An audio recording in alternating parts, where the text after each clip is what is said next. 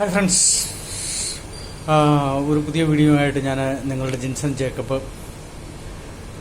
കഴിഞ്ഞ ദിവസമൊക്കെ പലരും വാട്സാപ്പിലും അതുപോലെയുള്ള അതുമല്ലെങ്കിൽ ഫേസ്ബുക്കിൽ അതുപോലെ ഉള്ള സാമൂഹിക മാധ്യമങ്ങളിലൊക്കെ ചോദിക്കുന്ന ഒരു ചോദ്യമുണ്ട്. ഇന്ത്യ ലോകത്തിലെ മൂന്നാമത്തെ സൈനിക ശക്തിയായി മാറിയിട്ടുണ്ടോ എന്നുള്ള ഒരു ചോദ്യമാണ് അവർ ചോദിക്കുന്നത്. പല ബ്ലോഗേഴ്സ് ഇന്ത്യ മൂന്നാമത്തെ സൈനിക ശക്തിയായി ലോകത്തിലെ മാറി എന്നുള്ള നിലയിൽ ബ്ലോഗുകളൊക്കെ ചെയ്തു. എന്നോട് ചോദിച്ച ആളുകളോട് ഞാൻ പറഞ്ഞ മറുപടി, ലോകത്തിലെ മൂന്നാമത്തെ സൈനിക ശക്തിയായിട്ട് മാറാൻ ഏറ്റവും സാധ്യതയുള്ള ഒരു രാജ്യം ഇന്ത്യയാണ്. അതിവേഗത്തിൽ ഇന്ത്യ ലോകത്തിലെ മൂന്നാമത്തെ ഒരു സൈനിക ശക്തിയായി മാറിയിരിക്കുന്നു. ചൈനയെ മറികടന്നുകൊണ്ട് ലോകത്തിലെ വലിയൊരു സൈനിക സാന്നിധ്യമായി ഇന്ത്യക്ക് മാറാനുള്ള എല്ലാ സാധ്യതകളും കാണുന്നുണ്ട്. കാരണം എന്താണെന്ന് ചോദിച്ചു കഴിഞ്ഞാൽ, ചൈനയുടെ സാഹചര്യം ഇന്ത്യയുടെ സാഹചര്യത്തെക്കാൾ വളരെ വിഭിന്നമാണ്.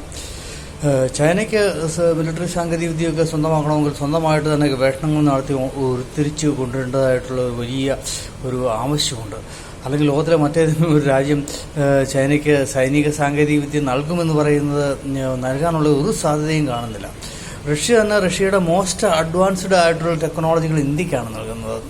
ചൈനയ്ക്ക് കൊടുക്കുന്ന ടെക്നോളജികളെല്ലാം ഒരു 10 വർഷം പഴകിയ ടെക്നോളജികളായിട്ട് കൊടുക്കുന്നതായിട്ടാണ് നമുക്ക് കാണുവാനായിട്ട് സാധിക്കുന്നത്. അല്ലെങ്കിൽ S-400 പോലും പുതിയ വേർഷനൊന്നും അവർക്ക് പുതുതായിട്ട് ചൈനയ്ക്ക് കൊടുക്കുന്നില്ല.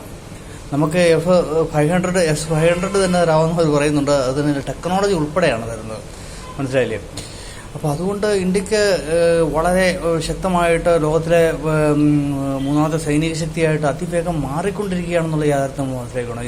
അതുപോലെ ഇസ്രായേലിൽ നിന്ന് ലഭിക്കുന്ന സൈനിക സാന്നിധ്യം, ഫ്രാൻസിൽ നിന്ന് ലഭിക്കുന്ന സൈനിക സാന്നിധ്യം, അതുപോലുള്ള എക്യുപ്മെൻറ്റ്സൊക്കെ നമുക്ക് ധാരാളമായിട്ട് കിട്ടുന്നുണ്ട്.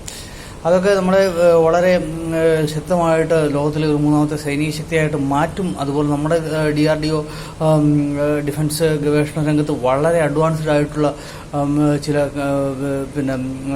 മുന്നേറ്റങ്ങൾ നടത്തിയിട്ടുണ്ടെന്നുള്ള യാഥാർത്ഥ്യം നമ്മൾ മനസ്സിലാക്കണം.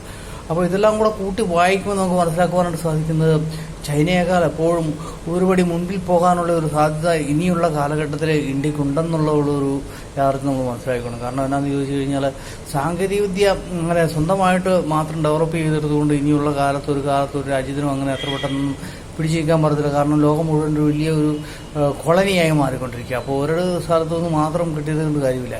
എല്ലാവരുടെയും സാങ്കേതികവിദ്യ നമുക്ക് സ്വാംശീകരിക്കുവാനായിട്ട് സാധിക്കുന്ന ഒരു സാഹചര്യം ഉണ്ടെങ്കിൽ മാത്രമേ നമുക്ക് വളരെ ശക്തമായിട്ട് കടന്നു വരാനായിട്ട് സാധിക്കുകയുള്ളൂ. ചൈനയേക്കാൾ ഈ ഒരു സാഹചര്യം കൂടുതലായിട്ടുള്ളത് ഇപ്പോൾ നമ്മൾ പുതുതായിട്ട് 5ാം തലമുറ യുദ്ധവിമാനങ്ങളൊക്കെ ഡെവലപ്പ് ചെയ്തെടുക്കാൻ പോവുകയാണ്.